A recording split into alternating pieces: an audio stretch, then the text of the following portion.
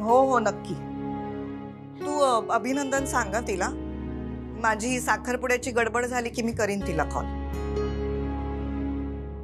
आणि एक, आता माझ्यापाशी जे बोललीस ना ते तुझ्या लेकीपाशी बोलू नकोस, वाईट वाटेल तिला. नाही चिडले नाहीये मी, पण हे आपण जेव्हा असं बोलून जातो ना तेव्हा ते कुठेतरी आपल्या मनात असतं. आणि मला असं वाटतंय की तू या गोष्टीवर जरा विचार करायला हवायस. मला सॉरी म्हणून काय उपयोग आहे? मला फक्त असं वाटतंय तू या गोष्टीवर जरा विचार कर. चल ठेवतेय मी.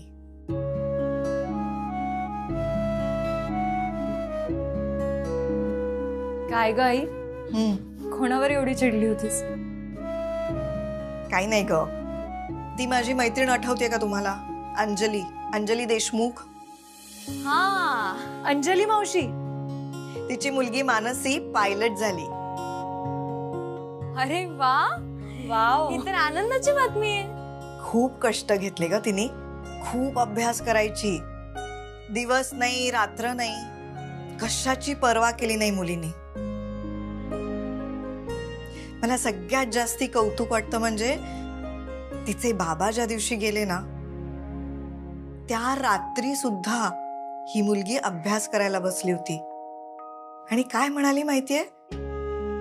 माझे बाबा माझं इन्स्पिरेशन आहे, त्यांना अभिमान वाटेल असंच काहीतरी करीन. त्यांना अभिमान वाटलाच असेल, पण हिचं काय? का अंजली मावशींना नाही आवडलं का? नाही आवडलं नाही असं नाही, पण तिचं कौतुक करताना काय म्हणाली माहितीये? माझी मुलगी माझा मुलगा असल्यासारखीच आहे म्हणून राग आला मला. कर्तृत्ववान असलेली मुलगी हा मुलगाच असतो, मुलगी कर्तृत्ववान असू शकत नाही. आई अगं चुकून बोलून गेली असेल मावशी. नाही नाही, चुकून वगैरे नाही. जेव्हा आपण अशा गोष्टी बोलून जातो ना तेव्हा सबकॉन्शियसली आपल्या मनात या गोष्टी असतात आणि आपला विश्वास असतो त्याच्यावर. आणि शहरातली शिकली सवरलेली माणसं सुद्धा आजच्या तारखेला असा विचार करतात. किती वाईट आहे. आता ही आपली शेजारची नेहा IAS झाली, पण तेव्हा तिची आई काय म्हणाली माहितीये? करिअरचं वगैरे सगळं ठीक आहे, घर सांभाळता यायला हवं ना.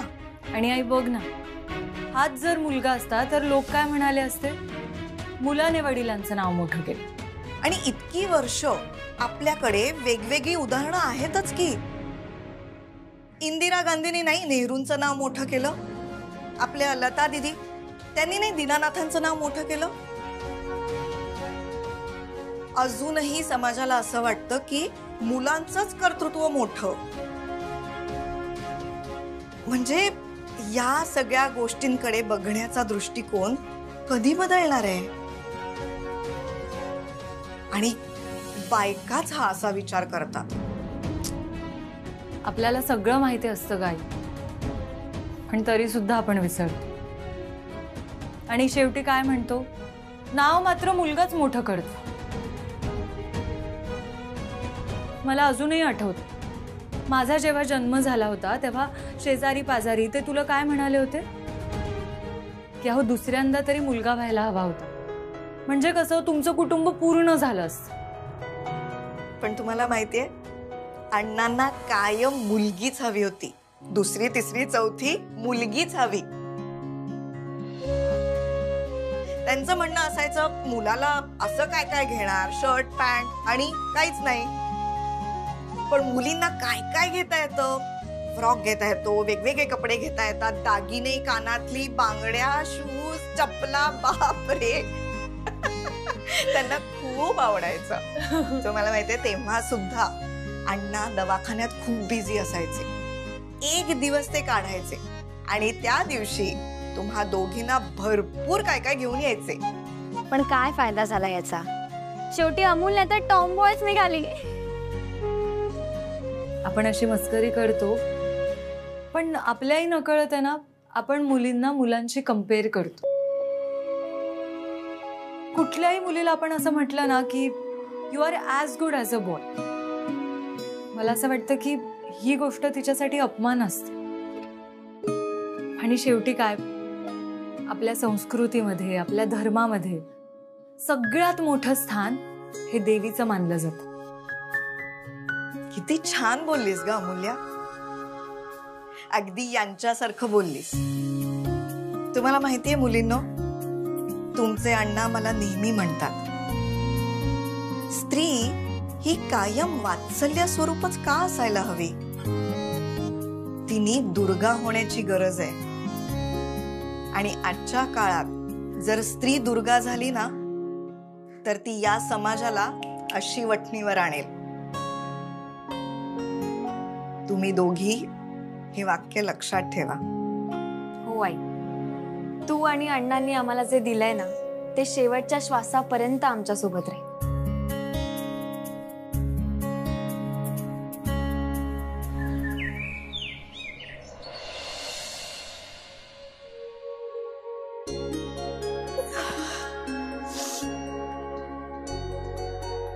Good morning. Good morning. हे गेले वॉकला? आत्ताच. हे काय? बेटी. तुला कसं कळलं ग मी आत्ताच उठली ते? आई, मला कळायला लागल्यापासून तू रोज ह्याच वेळेला उठतेस. 2 मिनिटं सुद्धा कधी तुला उशीर झालेला बघितला नाही. आणि आज काय एकदम बेड टी वगैरे? इतकी वर्ष करायचं होतं, सुचलं नाही कधी. आज अचानक जाणवलं की आता नसेल ना मी इथे. आणि तुला बेड टी हवा असेल तर नाही देऊ शकणार. म्हणून मग. पण हे असं अचानक एक दिवस लाड नकोय का मला? चालेल आई, मी सासरी असले आणि तुम्हाला मध्यरात्री जरी फोन करून म्हणालीस ना की अमूल्या मला चहा हवाय, तर बघ कशी धावत येईन मी आणि तुला चहा करून दे.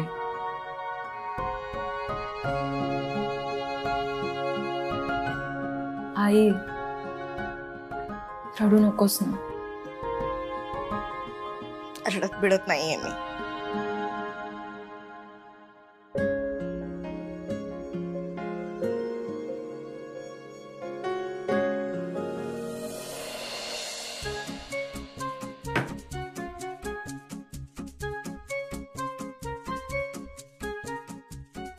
अमूल्य, हे काय असं सगळं दुकान मांडून का बसलीस तू? हे तू ट्रिपला वगैरे चाललीस का?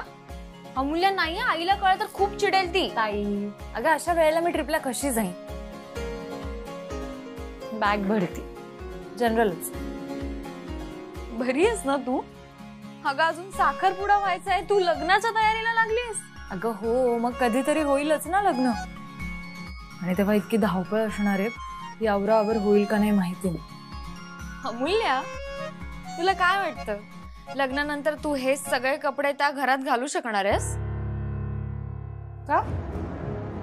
त्या घरात काही ड्रेस कोड आहे का ब्रँड आहे कुठलं ठरले? मला सांग, मी इथे जे कपडे घालायचे ते लग्नानंतर तू बघितले मला कधी घालताना?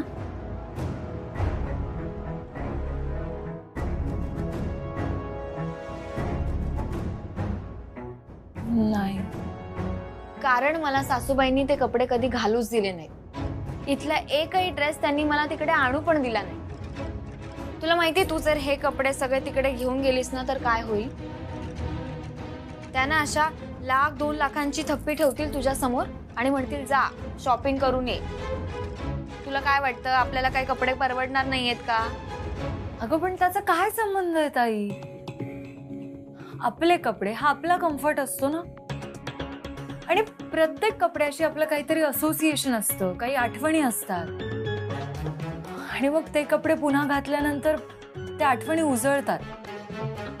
मग त्यात परवडण्याचा किंवा न परवडण्याचा काय संबंध येतो? हे सगळं ना तुझ्या सासूबाईला समजावणारच आहे मी. याला काय अर्थ आहे? आणि काय घालावं हा ज्याचा त्याचा पर्सनल चॉईस आहे ना, पर्सनल कॉल आहे. दुसऱ्या कोणी सांगू नये. मी कॉल करते. ही नाही नको. वेडी आहेस का तू अमूल्या? उगाच काहीतरी नवीन भांडण उखरून काढशील. आई अण्णांना त्रास होईल. मग काय करू मी आता? हे बघ ऐक, आपण काही कुठे लांब नाही जाणार आहोत ना. मग लग्नानंतर तू इथे आलीस की हे सगळे कपडे घालत जा. नाही नाही, त्याचा काही उपयोग नाही. पण मुळात कोणी काय घालावं, कसं जगावं हे दुसरं कोणी काय ठरवावं? ज्याचा त्याचा पर्सनल चॉईस आहे ना हा. दुसरं कोणीच डिक्टेट नाही करू शकत आहे.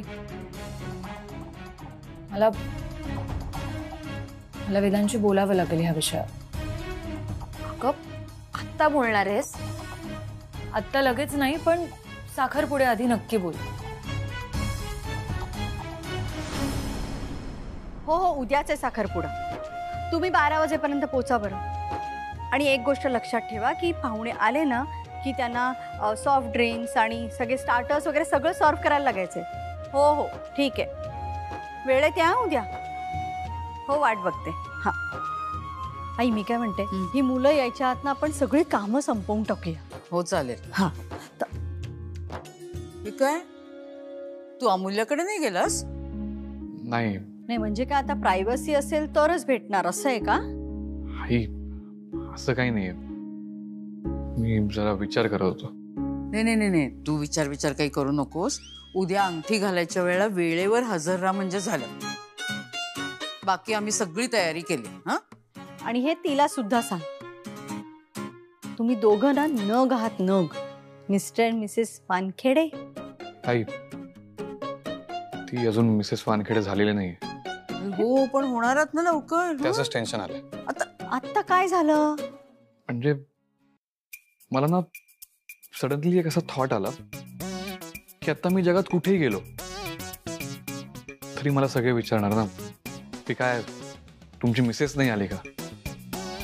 आणि समजा कुठे पोचायला उशीर झाला तर मला असं बोलावं लागेल की आम्ही पोचतोय 10 मिनिटात, किंवा मग ती रेडी होते. मग ते चुकीचं काय नाही का? हो ना, मग हे असं ऑड वाटतंय. आता ऑड काय आहे त्यात? आधी कसं होतं, उठलो की निघालो, सिंपल. हा मग हा नाही का? मग काय आता सगळीकडे जोडीने जावं लागणार. मग आई, तुला ना कळत नाहीये. समजा मी आता कुठे एकटा जरी गेलो हा तरी मग घरी किती वाजता येणार, आल्यावर जेवणार का नाही, ह्या अशा प्रश्नांची उत्तर द्यावी लागणार मला. हा मग त्या चुकीचं काय? हो ना, चूक असं काही नाहीये, पण वेगळं आहे ना हे. आता वेगळं असणारच ना विधान. काय हे तर काहीच नाहीये. हो, रूम शेअर करावी लागणार. हा, हे माझं कपाट, हे तुझं कपाट, याच्यावरून भांडण होणार. रात्री एसी लावायचा का पंखा लावायचा याच्यावरनं भांडण होणार. ही माझी उशी, ती तुझी उशी, ह्याच्यावर नाही भांडण होणार. 6चा अलार्म लावायचा का 6:30चा अलार्म लावायचा याच्यावरनं पण भांडण होणार. हो, आणि हा सिनेमा बघायचा का तो सिनेमा बघायचा याच्यावरनं तर हमखास भांडण होणार. बस बस बस. दिस इज नॉट हेल्पिंग मी. तुम्ही घाबरवताय मला अजून.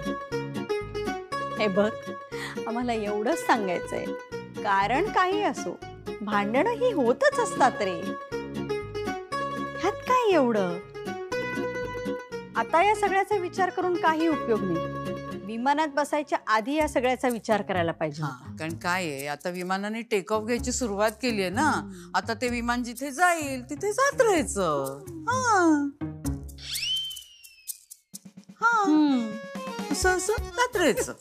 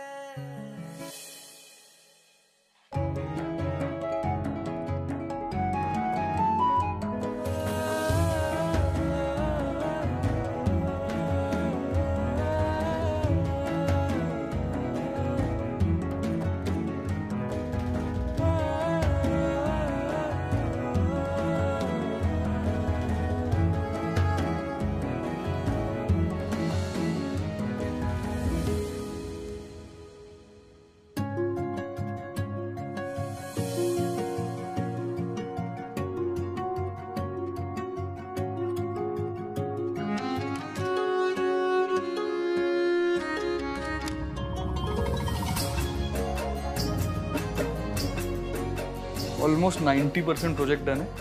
आता फक्त 10. अरे वेदांत,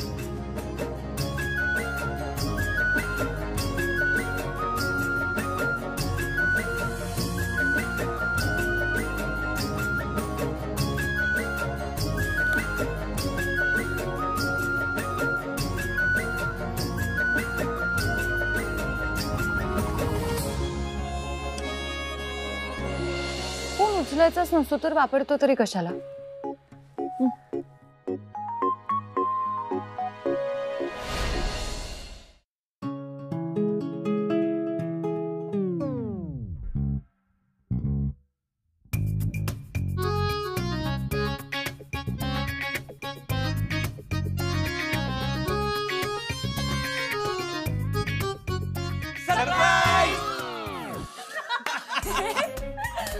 तुम्ही सगळे कधी आलात?